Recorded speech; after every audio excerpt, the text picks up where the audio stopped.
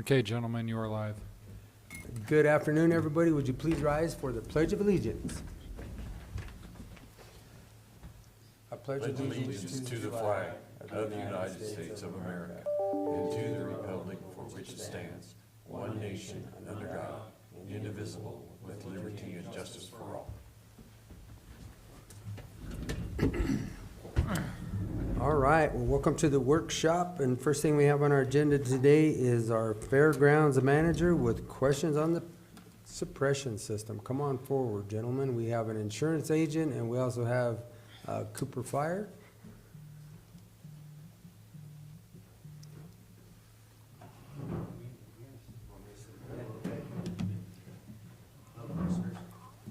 Good afternoon. Morning. Afternoon. Okay, so we put the fire suppression out for bid, and it was granted to Cooper. And so they had to go in there and do a engineered plan before they could actually do the building of it, I guess, per se. That's correct.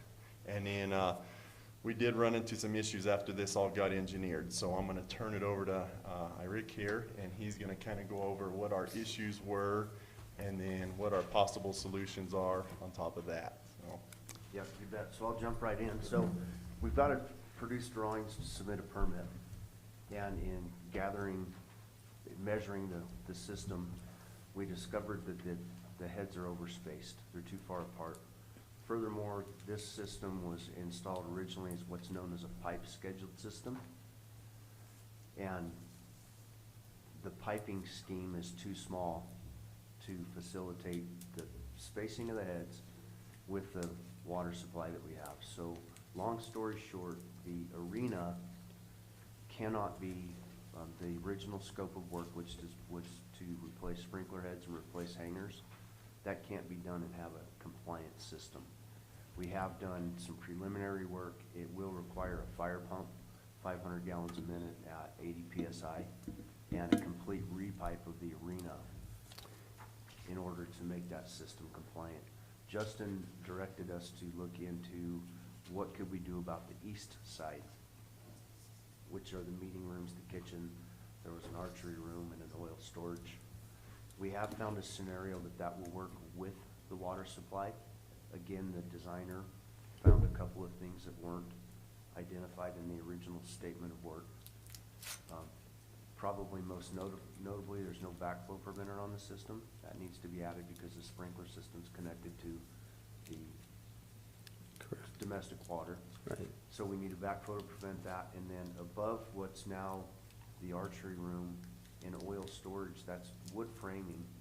And the insulation is right on top of the wood framing, but there's a gap between that framing and the roof deck. That's considered combustible obstructed construction, so we need sprinkler heads there. So the last thing that needs to happen in order to make that system compliant is it needs to be converted to a wet system. So with the dry system, your pipes are full of air, and you've got an air compressor that maintains that pressure. In the event you have a sprinkler head that fuses, the sprinkler pops, the valve trips, and water drives the air out of the system. Because of that, you've got a delay in water delivery when the water starts to hit the fire. Because of that, you have to increase what's called the density. You have to increase how much water you put on the ground because the fire's bigger than it would be if it's a traditional wet system. Because of that increase in water, we cannot make a dry system work without a fire pump. So if we convert that east side to a wet system, it works. Two challenges associated with that are there's no insulation above the oil storage and archery room. So there would have to be insulation added to the roof deck and then some type of a heat source to maintain that space at 40 degrees minimum. There's also two branch lines and a portion of main. In between, on the east side of the building above there's the kitchen and some meeting rooms, and then there's a gap that goes to structure, and then there's a second pod that's got the archery room and the oil storage, so that we would have to heat tape those lines between those two structures. And then the last thing is we have to reclassify all of that space as light hazard. Right now, there's some tables that are being stored in the archery room. Those tables would have to get moved into the oil storage room in order to have a compliant system. So we can get half of the building to work with some occupancy changes and a conversion to a wet and some insulation, but there's no way to get the west side to work without some extensive, a repipe and a fire pump. So I guess my question is, well, I have a lot of questions. You bet. First of all, but I'm gonna look at you, Mr. Mr. Bentley, because, you know, this is, we've been dealing with this now for 2 years. And question number one, Justin, is, and I don't know if you can answer this, but I don't know if this system was ever functionable, ever. Above the arena, I'd say no, So because it's not even hooked up. it's, here again, this, somebody designed this building, they put it in, and they put it in 50% of the way, but they never completed it, which is a shame, because now we're dealing with it, and now we're, in my opinion, from knowing fire, we're now negligent, knowing that we have a system there and the system doesn't function. So as far as insurance-wise, eliminating that, because there's really no combustible objects out in the arena space. So to eliminate that doesn't seem like that would be a big deal to me at all, does it?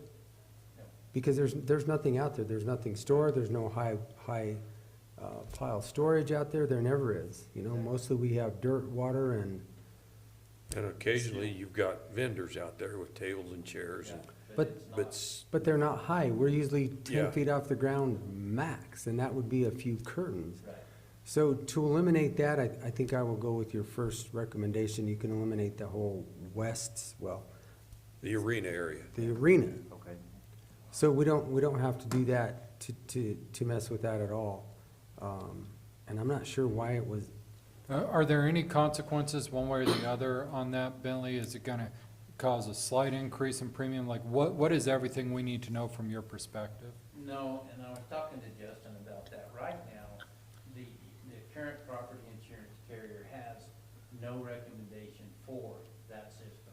Their biggest concern in the arena building, or in the, in that building itself, was the bleachers that are in there and, some spacing between the seats and stuff like that. The big thing for the insurance companies right now is defensible space around the building. They're not so much looking at the insides right now, is can they keep the fire away from the outside? That's which we can. Right. Probably a 300-foot Yeah. defensible And that's- space. And we don't have a problem there. The thing that you start looking at, sure, there's some discount in insurance premium, but the whole cost for that building, we've got it insured, and I misspoke to you, but it's about 6.6 million is what we have on that structure. And that was due to, they came out, lost control, and did a property valuation on that building. It's been within the last 6 to 8 months. They did that building, the armory building, and there was one other one. We went to the sheriff's office. Yes, that's right.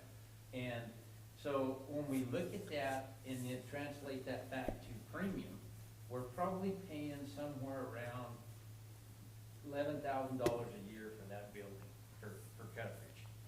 So when you look at discount for a sprinklered structure versus a non-sprinkled structure, we might be maybe around 10%, 8 to 10%. So when you translate that back to 11,000, it's gonna take a lot of years to pay for something if we try to go in there and renovate that whole building.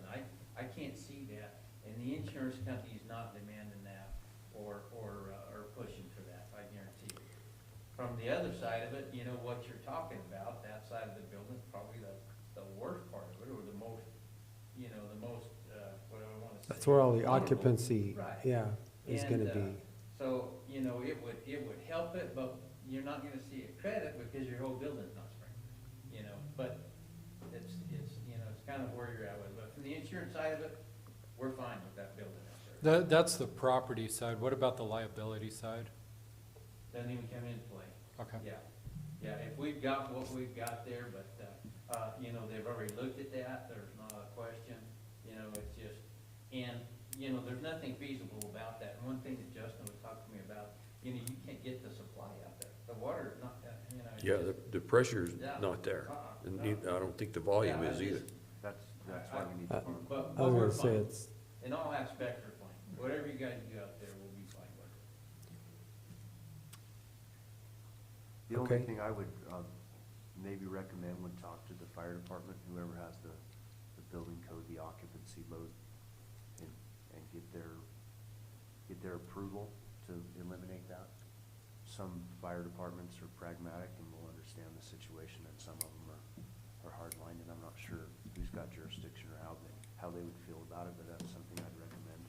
well, actually asked Chief Belfour to be here today, but obviously he's tied up or on a call or doing something different, but, we will, we will run that by him. So they can't, but Montezuma Water Company is gonna always tell you they can't produce any fire flow anyway, but here we have volume and pressure issues, right? Yeah, We do for the existing system, yes, we can. We have the volume and the pressure for a wet conversion and converting everything to light hazard occupancy except the oil storage. We can make that work with the water that they can provide without a pump. On the east On the side, east side of that, yeah, yes. and basically eliminate the entire arena. That's correct. And looking at those modifications, now this is excluding any insulation work that would have to happen. I think our contract right now is for roughly 51,000, Mhm. and we can make that conversion for 36,000, so there's about $14,000 remaining in the budget. That For could be used to address the insulation. heat tape and the insulation. And that's assuming we add the sprinkler heads that are missing above the combustible space, the oil storage in the archery room, and also add a backflow preventer. So that would get your east side completely compliant. I have a question about the tables. You said they would have to go in the oil room, but we don't have enough room in that oil room to store all our tables. So, I guess what is our issue there as far as your light hazard, is that what you called it? It is a bit, so it's considered ordinary hazard when you store tables in groups like that. You can play a game, and that would be to put a couple tables in this room against this wall and two over here in this room, and stagger them out. You just can't have a pile of tables. So I think you could get away with, if you're okay with that type of an Yeah, approach, yeah, just not a pile of plastic tables. there's not Get a 'em- lot of clutter in that building up there. Yeah, there's not a problem. Justin, what kind of suppression system's in the kitchen? Is Uh, it dry or wet? It's, so it's part of the original building, which is supposed to be a dry system. Okay, Now, above the stove is its own separate thing, the range, you know, Right. Yeah. obviously. But as far as the kitchen goes, it's this whole, what he's talking about on that east side of the building. Are you talking about over the stove? Yes. Yeah, that's what. It's an Ansel R102. Yeah, Okay. yeah, over the stove. so is it's current and up to date? correct. Yeah, We just got that done when we did our remodel. Right. So that's all, yeah, been addressed.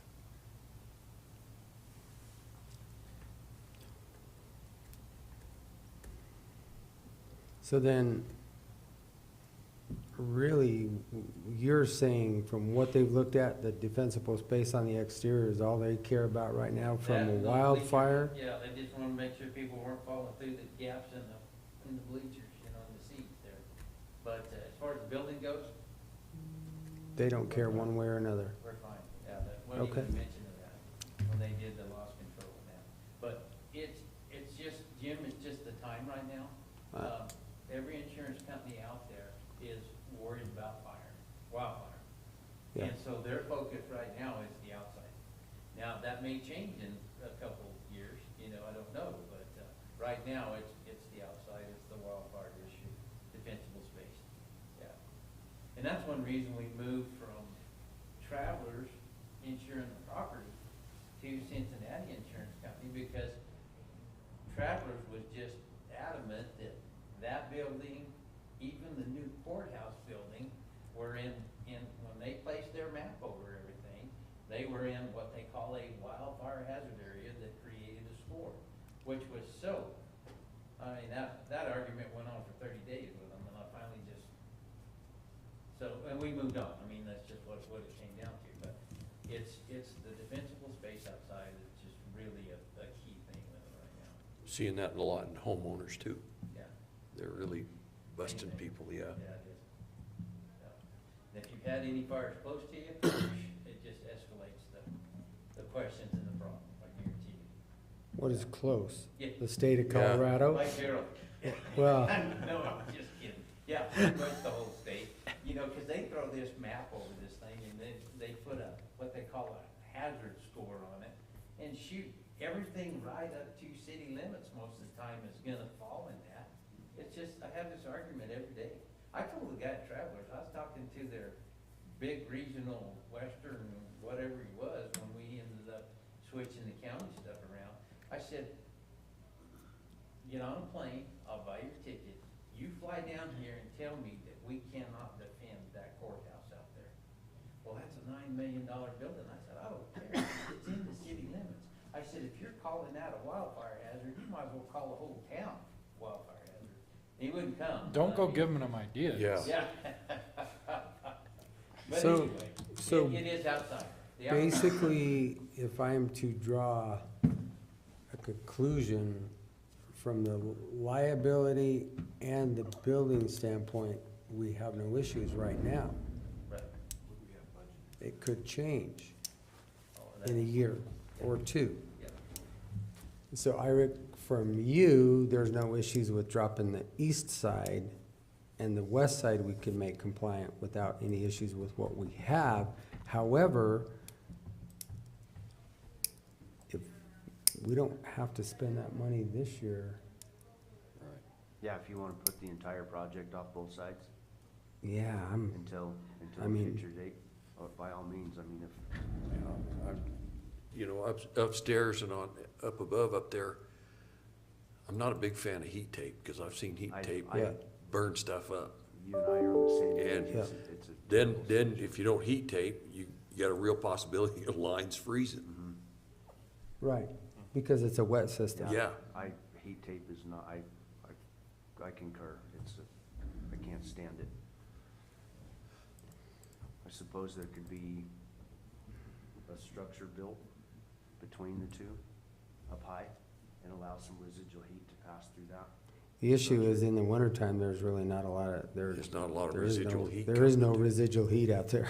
Well, I'm just thinking from where are the bathrooms shut down and drained, blown down in the wintertime? No, not inside. Okay, But there's But- still not a lot of heat. It would No. maintain 40 degrees, but, okay, So all our little rooms just have like either baseboard heat or wall heaters in them. okay. So nothing above those in those attics have anything whatsoever. so we did get that hydrant fixed, right? We do have that hydrant right at the front of this. Yeah, it's kind of on the Kinda. southwest corner of the building. Yeah, Yes. that is functionable It is. now. They replaced that hydrant actually works, and we have Correct, water for fire flow out of that. correct. Now, Because we obvious- didn't have that in the Exactly. beginning either. And obviously, that's tied into our full building supply, water meter. It's not on a separate water meter or anything like No, that. I but get yes, that, but- But yes, it is functional. Did anybody flow test that hydrant? So they flow tested it back In- on, 20, August 19th, 20? 2020. Okay, And, let's see, they got a static PSI of 50, it looks like.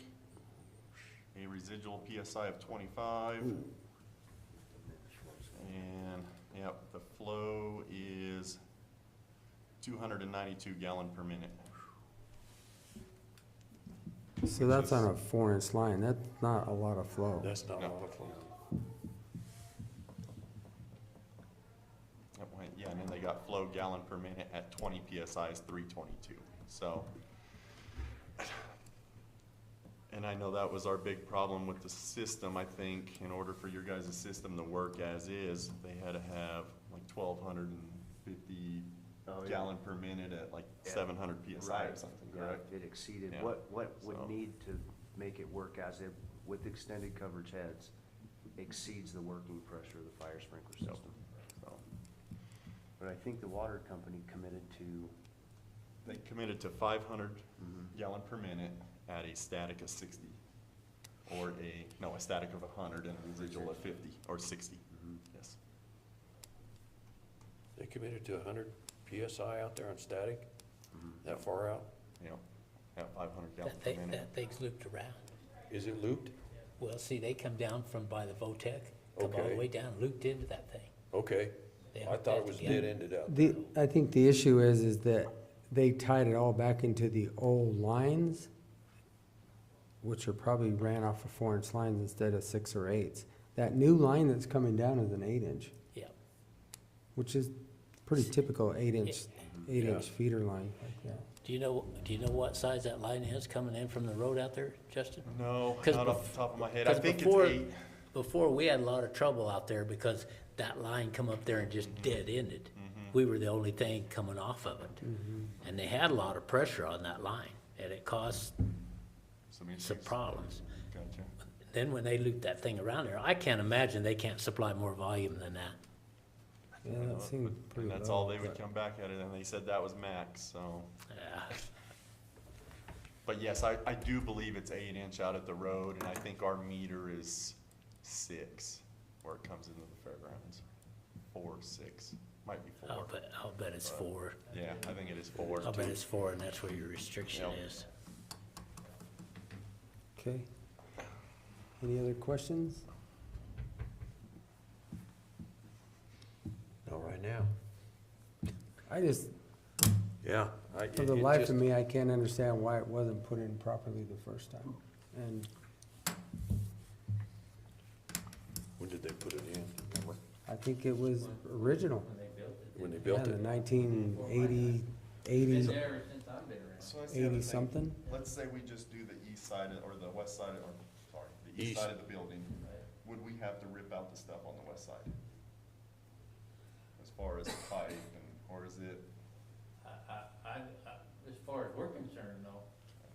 there's a fire code that says if it appears there's a sprinkler system that needs to work. Yeah. And that's that's, where I that's was- for a, So from a that's where fireman's we need it. perspective. Yeah, You know, they come in, they're like, oh, great, we're in a sprinkler Right. building, not realizing that good. it's disconnected in a spot yeah. they can't see. That's probably the issue then, yeah. That's how I would read the fire code also.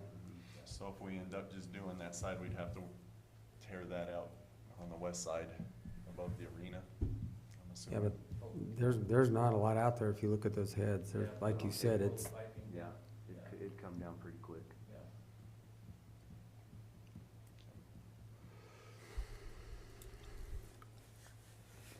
all right. Shaq, I guess you can put this under unfinished business tomorrow, and we can't make decisions today, but we can ask all the questions that we want. And if there's Um, more that come up after this meeting, feel free to reach out, I'd be happy to answer any questions that you have sniffed out here. So we do have fire flow without a pump on the or east side. If they're telling us the truth that they can do 160 at We 500 would- gallons a minute. Yeah, we would just have to do some winterization type Mhm. Yeah, some protection against freezing. protection. Mhm.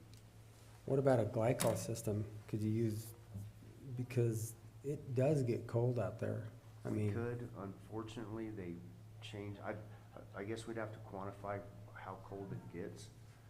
Antifreeze combusts above 700 degrees in certain concentrations.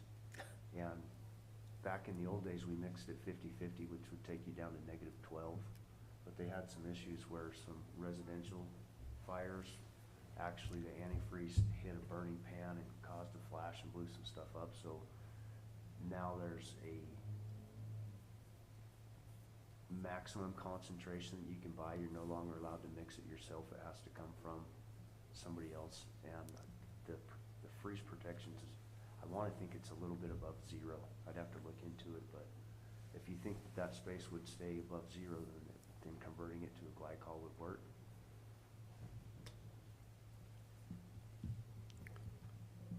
I don't think it ever gets that cold in there.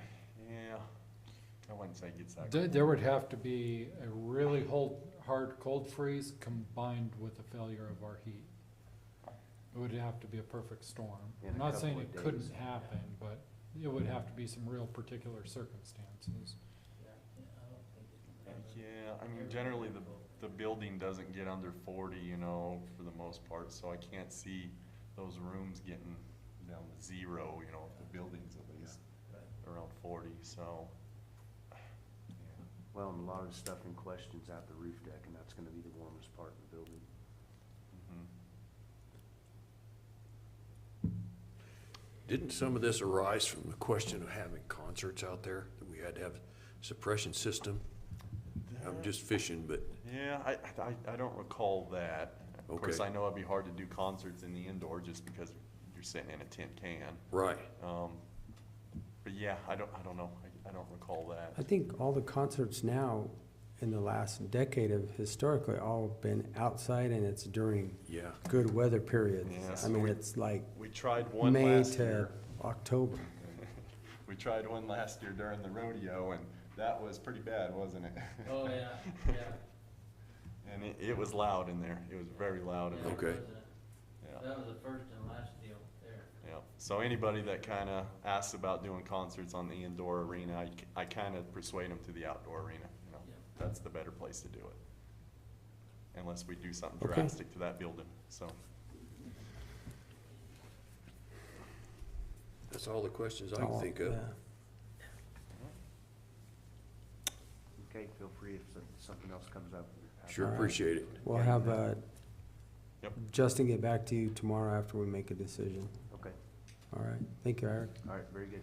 Bentley, Thanks, gentlemen. we Thank have you. a defensible space out there. Absolutely. Yeah, Yeah, in my mind, I guarantee you. All We right. call that defensible space a parking lot. That's exactly right. That's all we need. That's right. Anyway, Thank you, guys. thank you. Okay, next we have our SRS discussion. We'll go right into that. Do you want to bring Phaedra in here, or do we need her? We have the Phaedra's in numbers. Texas, so probably not, but I've got those numbers.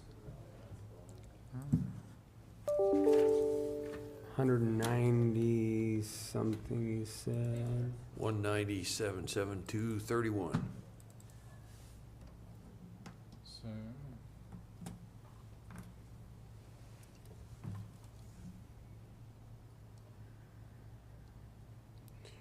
Oh, this one says 13, mine says 31.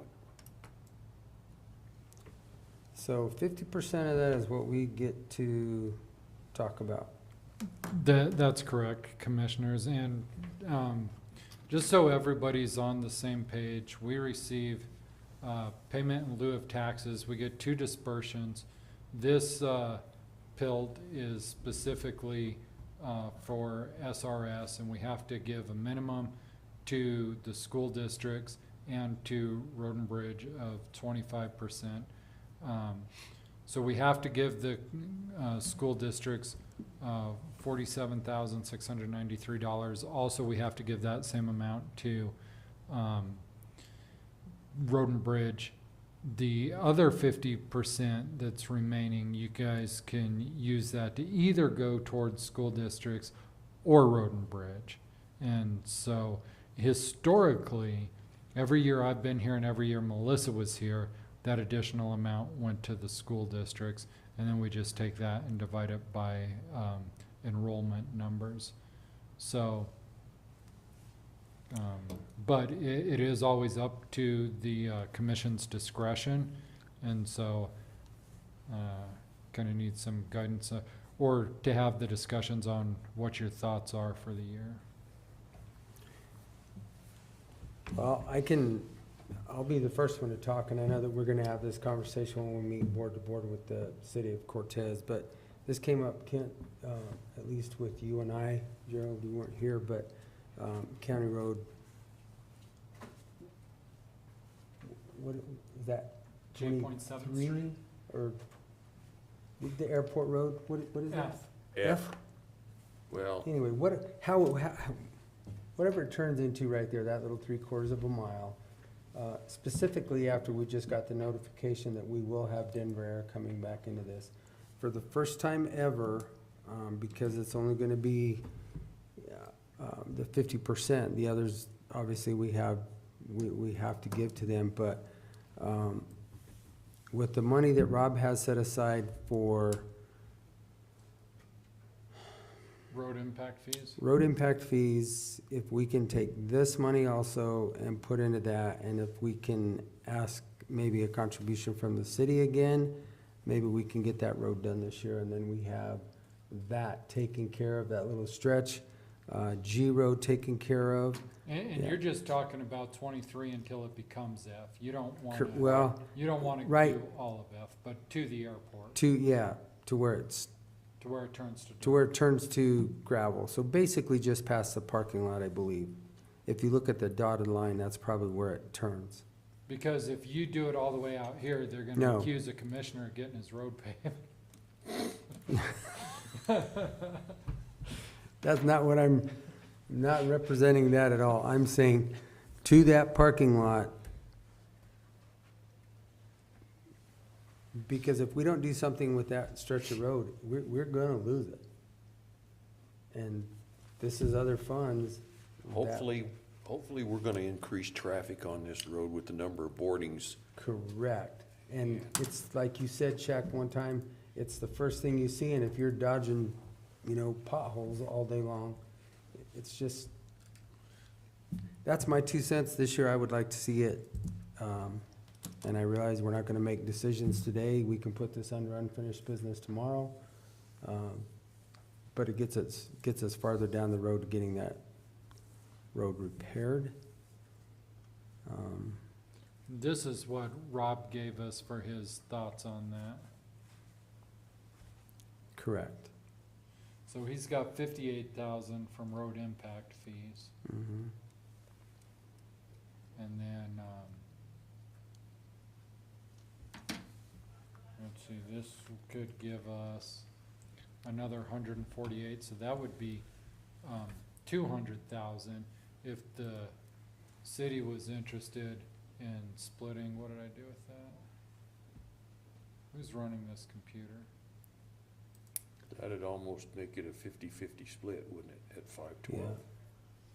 Well, if we came up with that, we could, probably, road impact fees and SRS funds, we could probably, I don't know if you'd want to approach their board about taking on the rest of it or splitting the remainder of it. It'd probably be more palatable I to think, them if I you think split the remainder. splitting the remainder of it, in my opinion, that would be more of a Palatable to them. reasonable ask. So ask them to split the remaining 200 and whatever. And we have to find the other 125. Those are my thoughts. Gentlemen, what are your thoughts? I mean, if we just are successful of getting a new airline, and if we get that certification for the airport, that 139 certification, right? Yeah. And we can get bigger planes. Then in we here. can get that 30-passenger jet. I think we do a lot for our community. I think, just a rudimentary CBA would show a pretty good ROI. Cost benefit analysis would show a good return on investment for the community.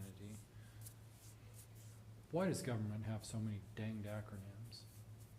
Plus, it's still a better road for the buses that go up and down 23 and F. And I don't know how many there are there, but I'm sure there still are buses that go up and down that road. So we've improved it for Yeah. everything in this If community. nothing else, the intersection out on County Road G needs work. There's gonna be a wreck down there one of these days. It's gonna be mean. And that's part of what Rob said, that you'd go to a T intersection, actually stop Yeah. and turn right instead of that.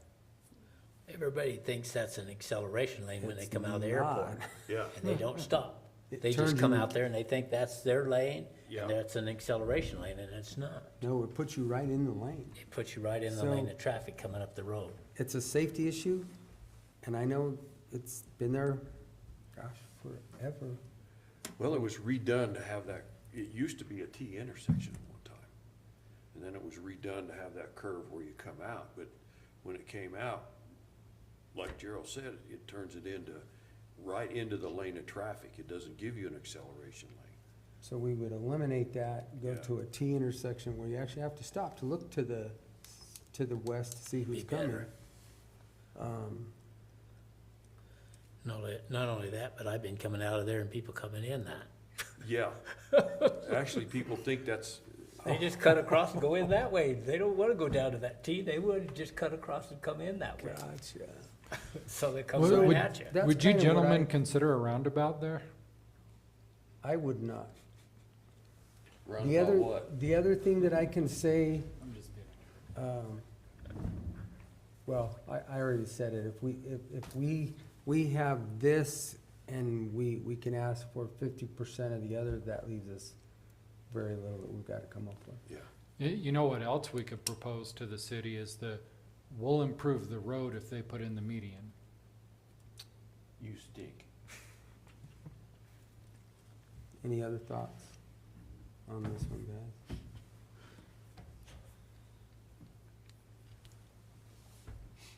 It's gonna be there forever.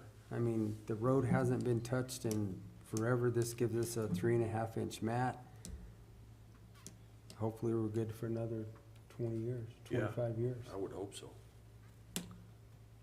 And it may provide, you know, the buildings that are vacant down there at this time, starting to show a little bit of life, and it may spur a little bit of development down in there. Yeah. Every time we build a road, something comes. May not like what comes, but it comes. Commissioner, any other thoughts?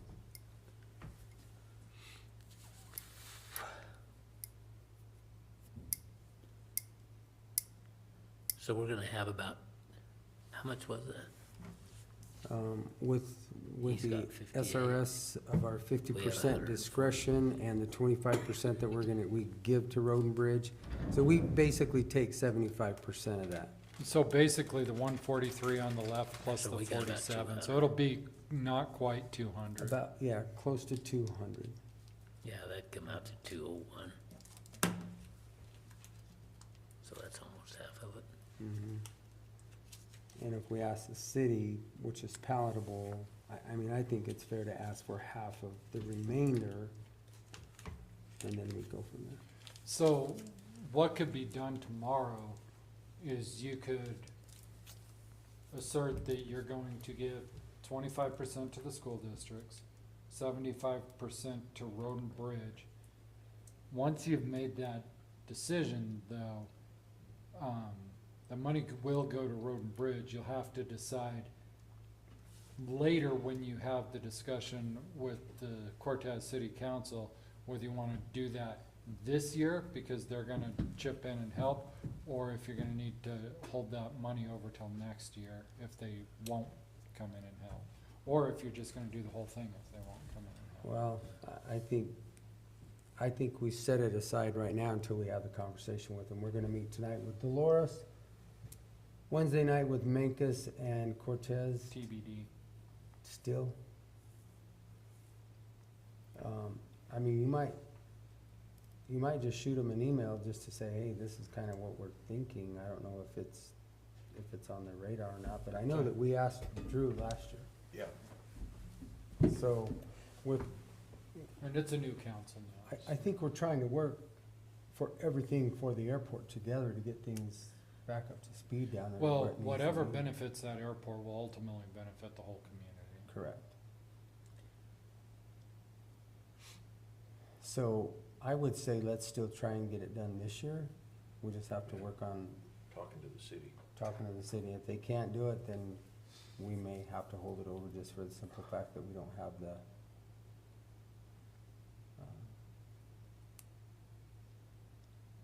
funds available. Unless we shift some other project, or we can pull 100,000 out of their reserves too. I would also, I mean, I'm just thinking out loud here, but the money that we've put in capital this year for vehicles clearly isn't going to vehicles, cause they're not available. You could, in theory, use some of that. Now, probably the moment you make that decision, all the vehicles would show up, but.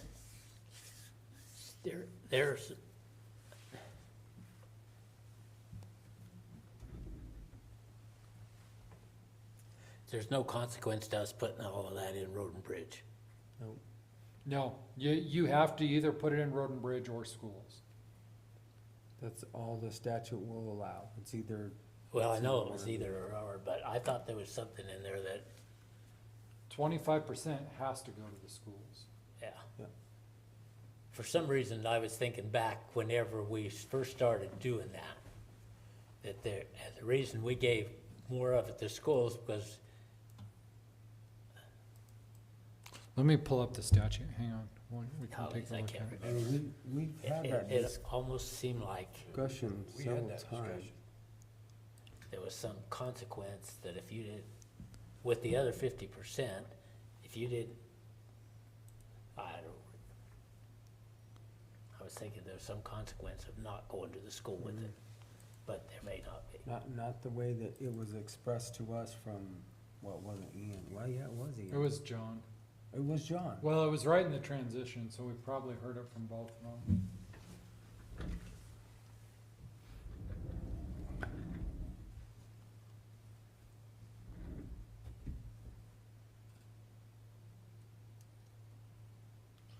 A minimum of 25% to the county road and bridge fund and a minimum of 25% to the public schools in the county, except that the county may allocate less than 25% of national forest payments to county road and bridge fund in order to maximize the receipt of county federal payment in lieu of taxes, let's see.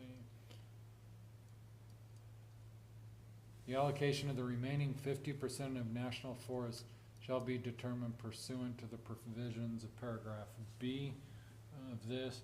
In paragraph B here it says a total of 3 representatives from the school districts in the county and 3 members of the Board of County Commissioners or their designees shall meet and shall negotiate the remaining percentage of allocation, the national forest payments to either public schools in the county or road and bridge fund. In determining the allocation of the national forest payments, the parties shall seek to maximize the total amount of federal funds that may be received by the county and the public schools in the county. So last year, we didn't have any.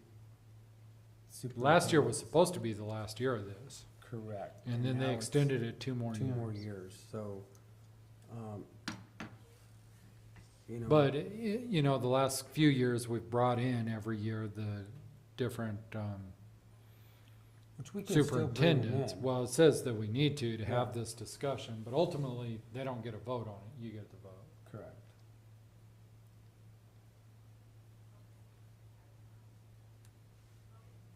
And if I was a guessing man, each one of them is gonna argue why their school district should get more. They wouldn't be doing their job if they didn't.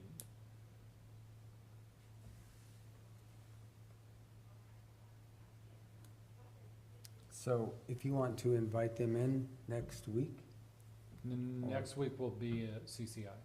oh, Following that's week. correct, the following week, on a Monday? Yeah, I can bring them in that Monday. Happy to do that, assuming it works for their schedules, but. Yep. I mean, we could even Zoom them in if we have to. Sure. Yeah, have that conversation with them and,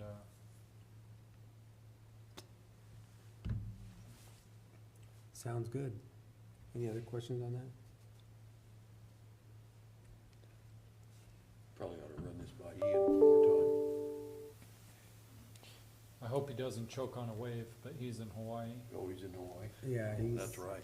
he's gone, I'm I mean, the Pretty statute says bulletproof what it with what- says, we have Yeah, to what he's negotiate with told them us. and then make a decision.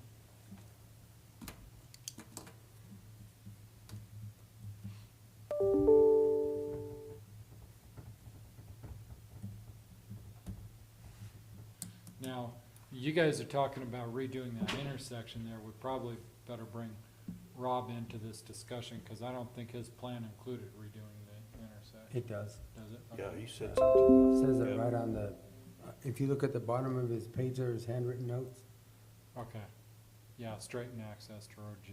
Yeah. Yeah, that's a good plan.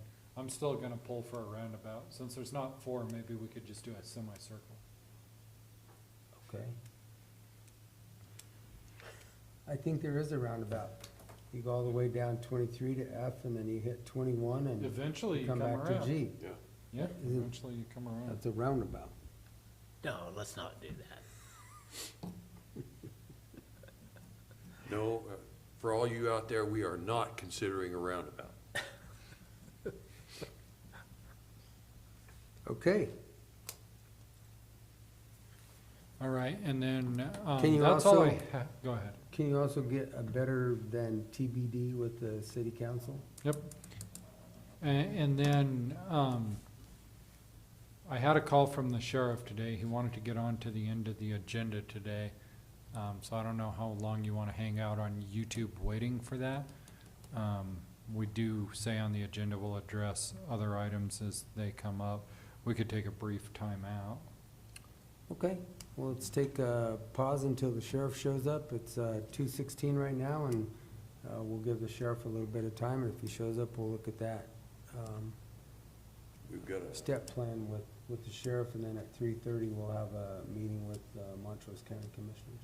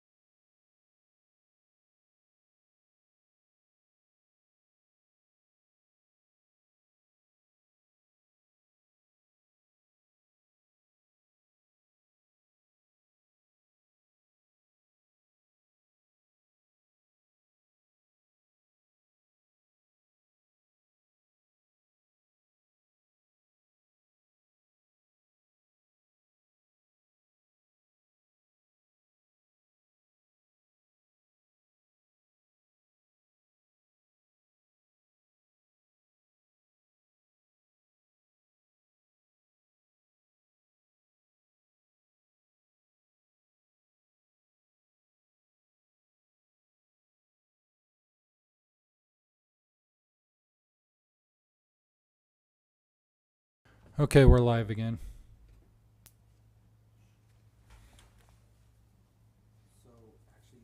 I think Montrose called and said they could do it at 3 o'clock. She did send another one, so I'm gonna send it to you, Shaq.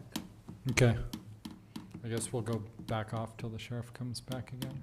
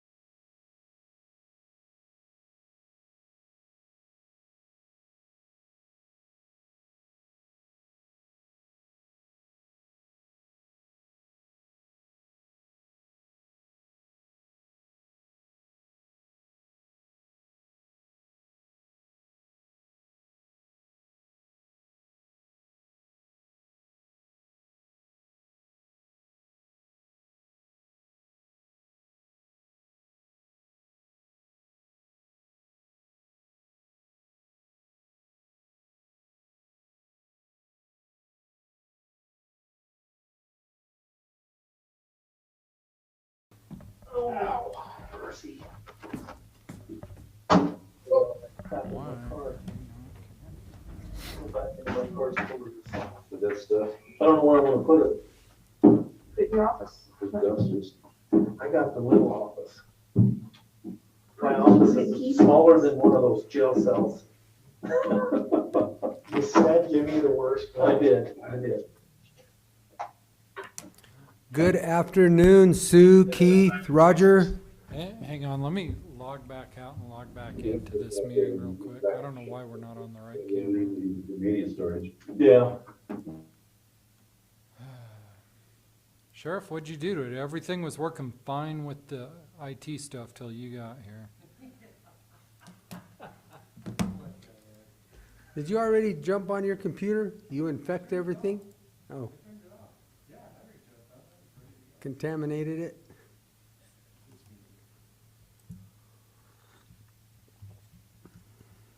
Now Sue's got to run back to her computer.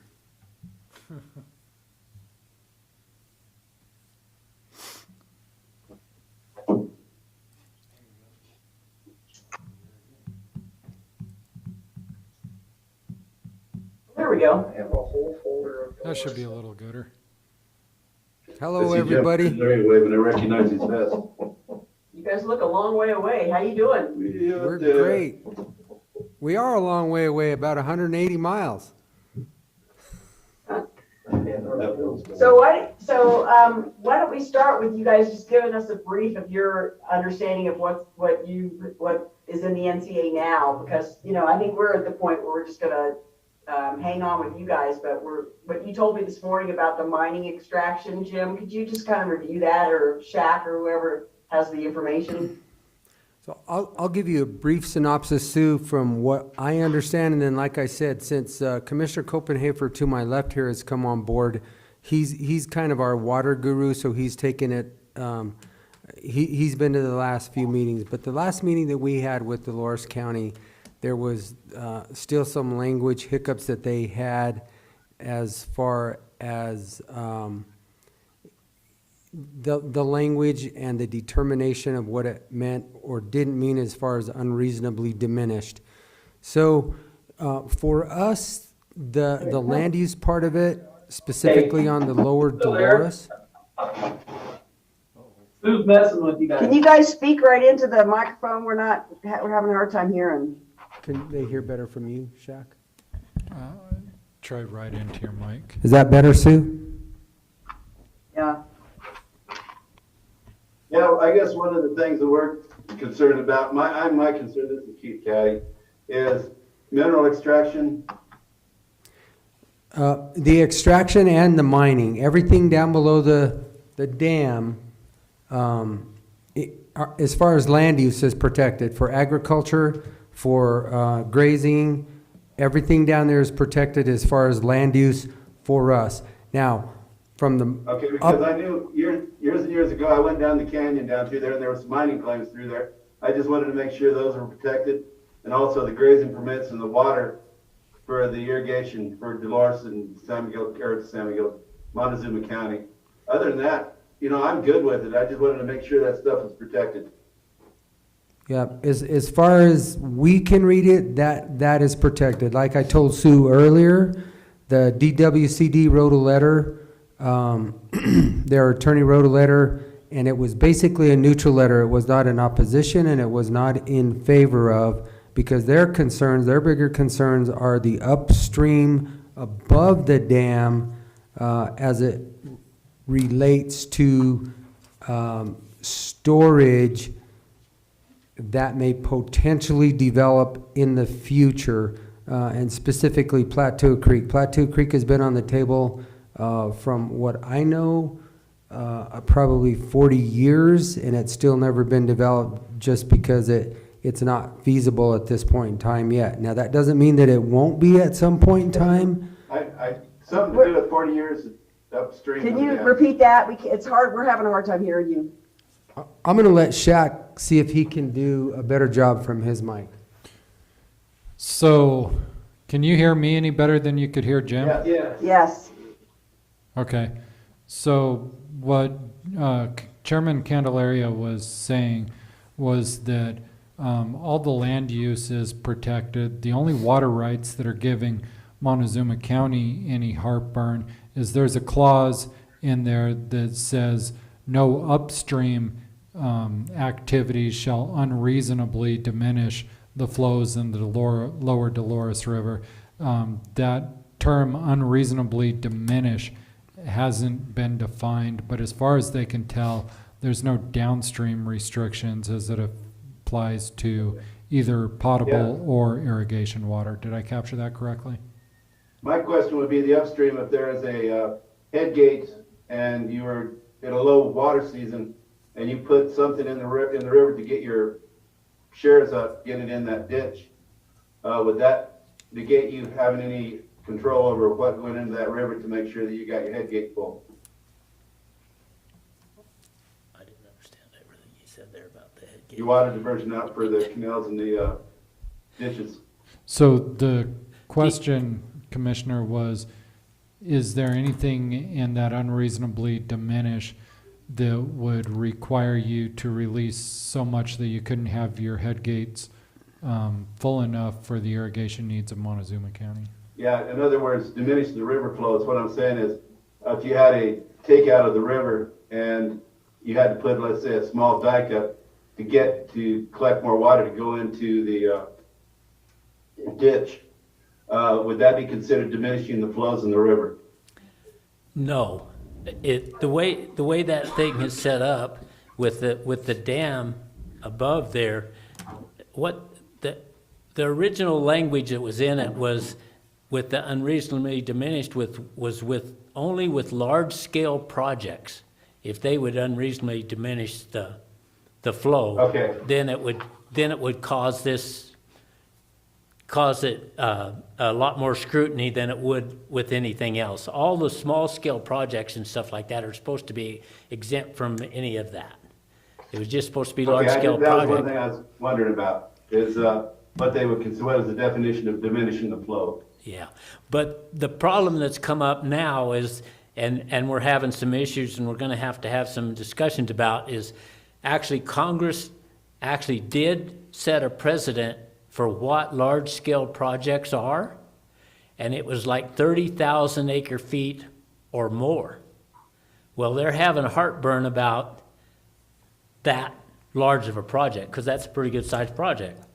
So they are wanting to decrease that amount. Can you hear me? Yeah, I can hear you better now.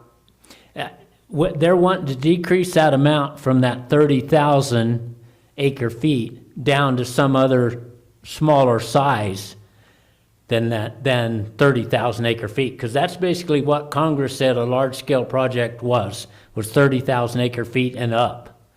So Okay. the way it was set up, that was the language in there, that it was large-scale project could not unreasonably diminish the environment for these outstanding remarkable values that was there with the wild and scenic suitability. Okay, that makes sense. The only thing big enough like that would be Great Cut Dike then, right? Yes. All of this would take the wild and scenic off of there, but they want to protect those outstanding remarkable values that made it wild and scenic, and that's what they're trying to do, is still protect those, but the wild and scenic itself suitability will go off of the river. Okay. Okay? So by having the NCA in place, a real basic synopsis of it is that goes off, the wild and scenic goes off, the monument goes off, and then we can negotiate everything else within the NCA. So it may take a year to 2 years to actually create the, I'm trying to think of the term they used, but Once the NCA is created, and then there'll be a group to write a plan.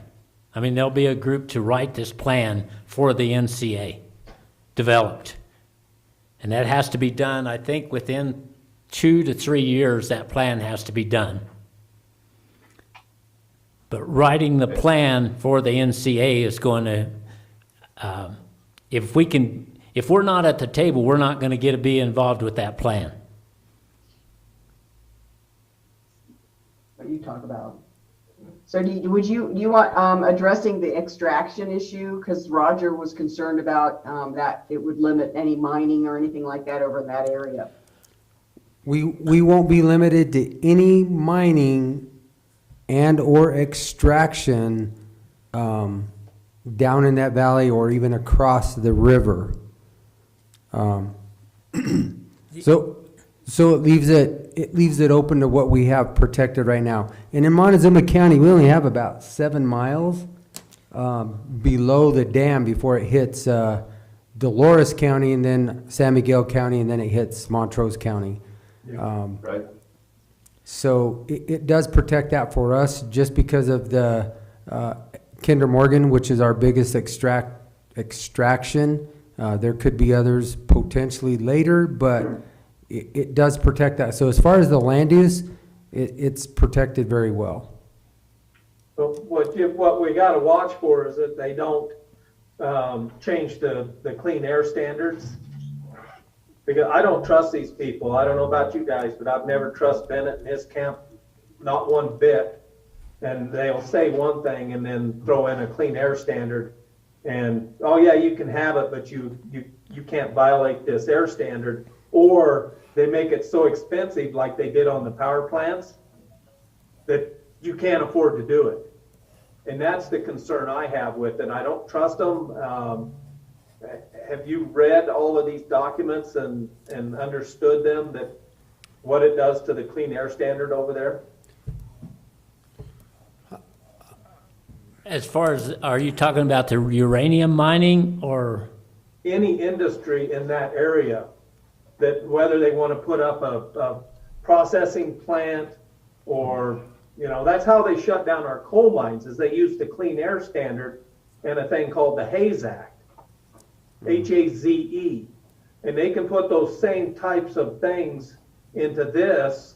And what they used was the national parks over in Moab, that they were within a radius of that. And that's how they determined that that power plant was a pollutant and that they needed to close it, when in fact it really wasn't. But we ended up losing the jobs and the coal mine and the power plant itself. And now it's an empty, bare lot. So I don't trust them. I would look very closely at what do those clean air standards do to our industrial abilities over there. And if there's anything in there that would impact that, I would not support this. Okay, so I was telling Sue also earlier this morning, Roger, that Commissioner Copenhaver sat on this commission in the early 2000s, 2004 or 5, and in Canyons of the Ancient National Monument, one of the things that there became so much internal frustration that it basically became a monument overnight with the stroke of a pen, and that's what really we're trying to prevent is that. But I have not looked at the clean air standards with your concerns for that Haze Act, but I will, because haze, if it's actually the haze that you could visualize, I mean, haze can be seen for miles. Yeah. And if that's what they're going to use. Obama said you can have your coal-fired plants, you just won't be able to afford them. And that's how they killed all of our coal-fired power plants in the state of Colorado. It's the only factual thing the man ever said in his 8 years as a president. And that found out to be true because they used that Haze Act to shut down those power plants. And that's the tricks that they use. So I don't trust Bennett and I don't trust his staff not to put something in there that would shut down that industry. They can say you can have it, but it's so environmentally regulated that you can't afford to have it. And I can't in good faith shut down an industry in my district that has the potential of eventually, someday, uranium's going to be worth something, and we will be wanting to mine that for our own national interest. And will this NCA interrupt that? Okay, I'll have to look into that specifically, Roger, because I don't remember anything in there as far as the Clean Air Standards or the Haze Act. It looks like, just from a preliminary reading, that Haze Act is already an EPA regulation that affects national parks and wilderness areas. Yep. Yeah, so why don't they do some of those power plants down in Shiprock? But the wilderness area, the wild and scenic, all of that basically, if I understand it correctly, comes off. It goes away. Well, the wilderness study area that's in their county, that's not part of it. That's not part Oh, of it. down in the canyon? Wilderness, oh, yeah. Because right now we're in the wilderness study area. Yep. In that part of the canyon anyway, the way I understand it. And this would change the NCA, so it would relieve some of the pressure on that chunk of the canyon. What do you think, John? You have any input here? I really don't. I think Dolores or Montezuma putting their 2 cents in. Should we ever get into the 10, 12-year history of this whole thing, I'm happy to speak to it, but other than that. Yeah, John has been involved in this for the last 10 years, talking about this NCA, so he's a good historical reference for you. What's frustrating is Bennett should be working on other issues rather than locking up property in western Colorado. We should be working on a southern border, high gas prices, inflation that's out of control, and all these other myriad of problems we have. Instead, he has this pet project. Maybe he'll get unelected and we won't have to deal with the jackass. So how long before this, how long is that paper or the plan gonna take to lay down? If the NCA is actually accepted in Congress, then it could take anywhere from 2 to 3 years, or it has to be done within that time frame. So the plan or the blueprint of how it's all put together still has to come after the fact. Okay. Okay.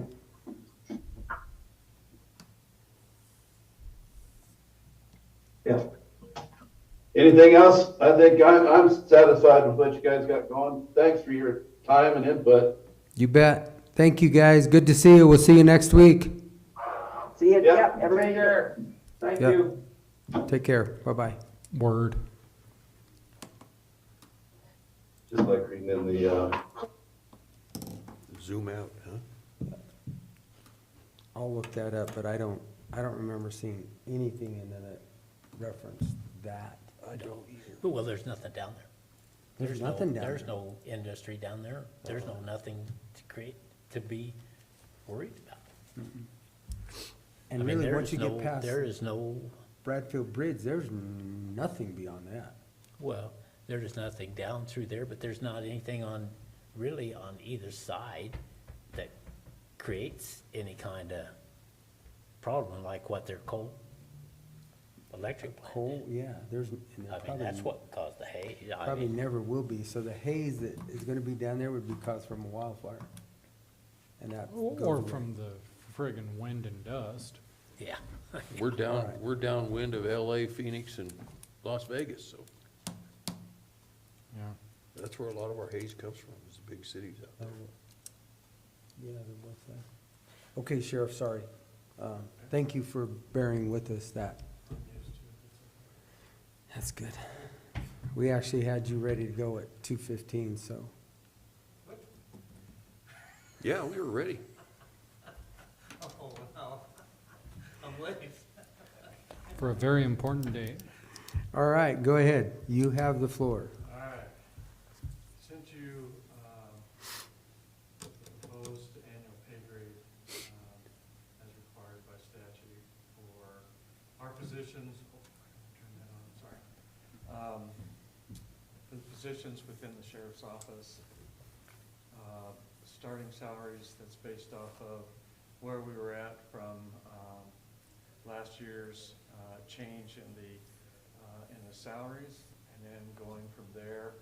I set it out about 8 years.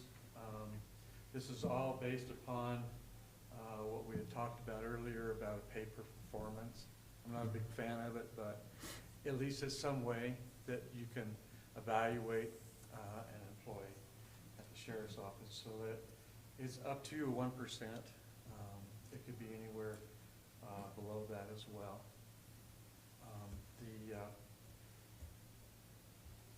The other, as far as the step levels that we talked about, the deputy step levels that I've had for several years, those are just a straight pay, one-time payment. So every one of these positions has, in comparison with other sheriff's offices in the state, we're either at or below, most of the time we're below a lot of these different positions, but it's based upon a pretty fair and equitable amount of how to break those out per year. So you have a top-out basically design at 8 years. And Yeah, then it just- looks like, just looking at this, that they also have the opportunity to hopefully no longer be a deputy at that point at 55, but a sergeant at 56. Hopefully they continue to progress. Exactly, and that's all part of that retention plan. And so, looking at that, this all fits with each one of the different job descriptions and positions within there.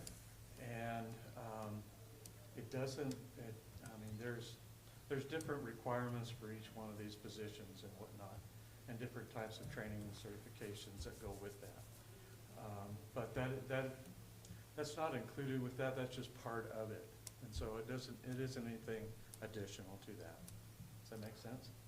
It does. So I'm gonna ask you a question. So say you have a staff sergeant and he's on his first year starting out and he's at $60,000. And then he goes to his yearly evaluation. He passes his evaluation. He knows where he's gonna go. He's gonna get then $60,600. Correct? Right.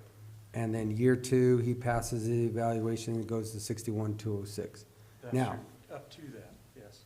Not correct. necessarily. And if he's good and he's done everything right, he can go up to 61,206. Exactly. Okay, so we're gonna say that's the way it is. Now, here's my question. Now, this staff sergeant promotes and he's going to the division supervisor and he's in year two. So in the step raises that I've ever seen, he would go then directly forward. To Or 67. in this position would be year two, so it'd go from 61,206 to 68,523, Right, correct? yep, Because he goes it goes up. lateral with the same years of position, so that way everybody stays in that Exactly, year of where they're at with the sheriff's department. So if Exactly. he promoted, we know exactly he's gonna go from 61,206 to 68,523, and he does too, or she does. right, because of the responsibilities and duties are so Correct. much greater, and the liability as well. Totally changed. Okay, so that makes sense to me. Now scroll down to the bottom, Shaq, because I think this was one of the questions that we had. So your ad pay or step level program pay, whatever you Right. call it.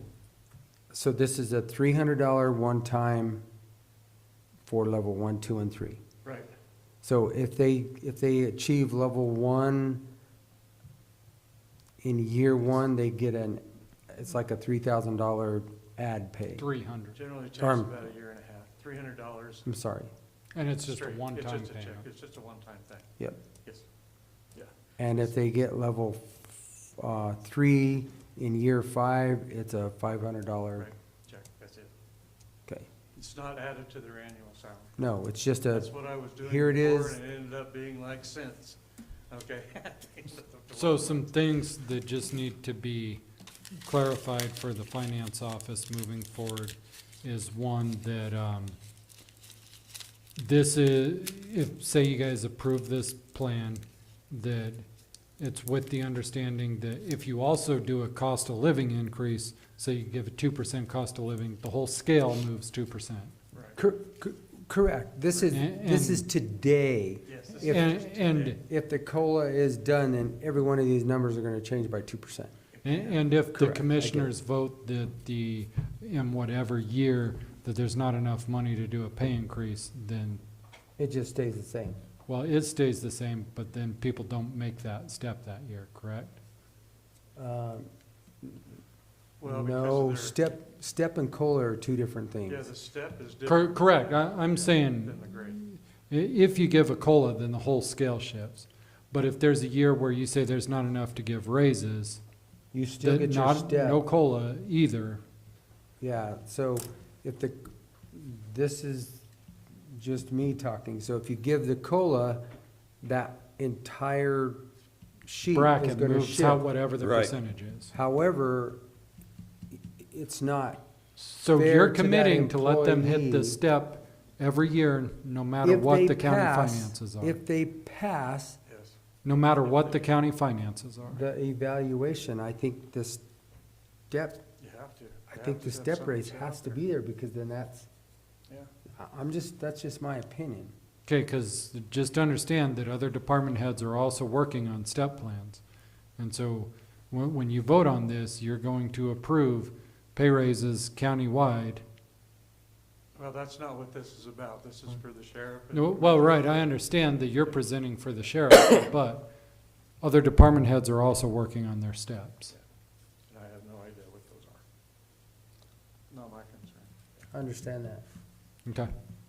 Just so that there's clarity, so the finance office knows everybody's gonna build in their steps or they're Because not. a So step, you're- a step and a COLA, I know, so throw Totally the different COLA things. aside. This is how it would work without a cost of living. However, is there a scenario in which the commission says there's not enough money for any pay raises next year, including steps. Oh,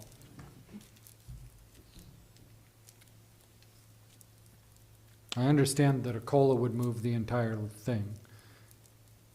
But are you right now saying that we'll approve this? I know you can't make the I think- decision today, but are you approving this to go forward when you approve it?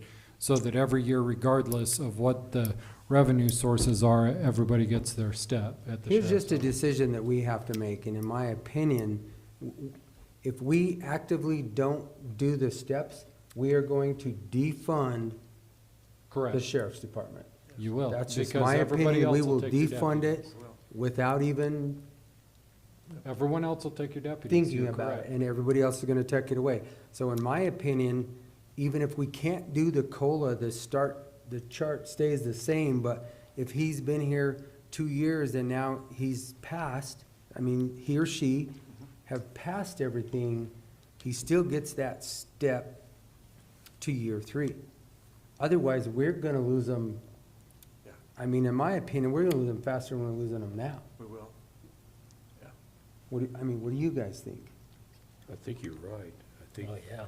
I mean, 1%, Yeah, I doubt we're that. talking a 1%, if I read this properly, It- and It's we're gonna 1% spend per year. 20% to train somebody new or to try and just, I Which, think, 1% isn't gonna keep up with inflation, and we know it, so. no, but this is just a step raise, that's not a COLA. The COLAs are what we have to work to achieve to move the entire plan. It's, and here's where we're gonna have to say, okay, these are needs, and what are the wants, and we then have to make the tough decisions of getting rid of the wants. But if we don't, I if just we don't wanna let make a sure that at person the end of the progress, discussion, that everybody has the same understanding. That's just one guy's opinion, because otherwise we will actively defund the sheriff's department. And it's 1%. Yeah, the retention is one of the struggles that I've got. It is. And understand too that this is all budgeted within, the sheriff and retention budget's permanent line item salaries, okay? It's all budgeted in there. The thing that I always have to go and increase that budget request amount in there is a cushion for that. If I have someone who's been there for 5 years and they get a job somewhere else or they resign, whatever the case may be, I try to work out as much of their vacation time as possible. But if they're not done with all their vacation time, I'm telling you, that comes out of the permanent line item. So there is no other line item that accounts for that, paying that person out. Right. And so I have to consider all that, and it's a guess, it is. And so we try to work it out to where they work, or they take their vacation hours up until the date that they resign. And that helps reduce that payout. But then again, it's a struggle. There's times that It's a you balancing act. It may really is. you may not know, and you may have to pay them out. Exactly, and it's just one of those realities that you have to deal with when it comes down to their salaries. And So what's our maximum on vacation accrual that you guys have typically? Well, in our it's the same. handbook, go ahead. It's the same as what you have in the county handbook. It's Okay. the same. The vacation and the sick time are the same, okay? Even being allowed to sign up for the sick pool, after they've been here for what, 6 months? 6 months. 6 months. That gives them an additional 45, up to 45 days. For unexpected sickness or illness or surgeries or this or that, it does. And that's completely separate from the Family Leave Act. When you deal with FLA, I'm dealing with people that could be out on maternity leave for up to 12 weeks, for crying sakes. And then you throw, I don't even want to talk about workman's comp, because that's a nightmare, okay? When that happens, we're just hosed, because the state's paying 70% of their salary, but But you can't fill the I position. can't fill the FTE. I can't. Right. Right, because they're, So it reduces those. Their job is still secured for the 12 weeks. And he's got a couple that have been FMLA. out for a while. We do. And fixing to lose one, moving to part-time, because I do have that one part-time position that is empty. So that will move that person over to there. But still, it's like, what do you do until they actually resign or retire, one of the two. They're still functioning and doing their jobs, but not out in the field.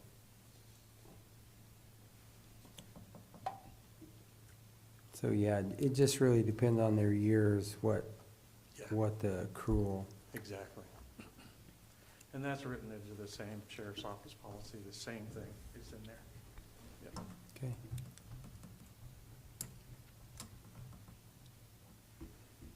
Other questions? I'm pretty clear. Yeah, I'm fine. Commissioner? Don't have anything. Okay. All right. Okay. Should we move to approve this tomorrow or whenever?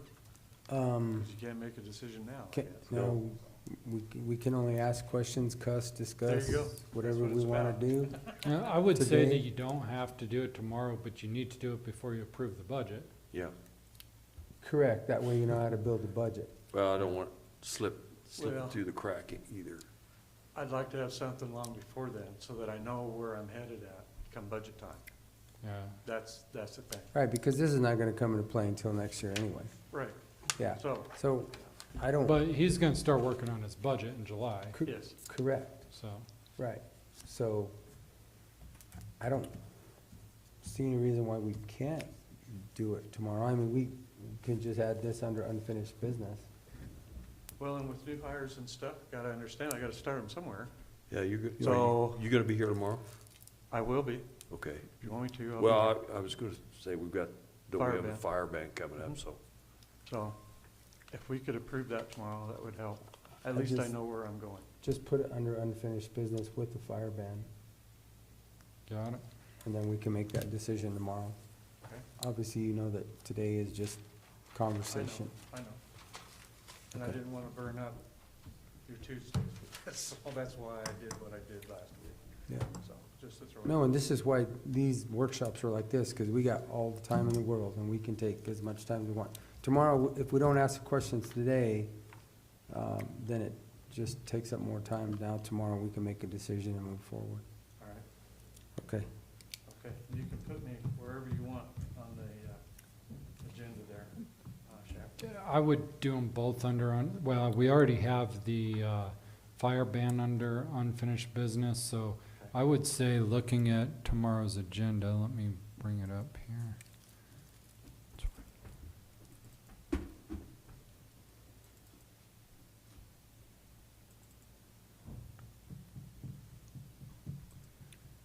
Planning is mostly, there's gonna be one discussion and then mostly just signatures.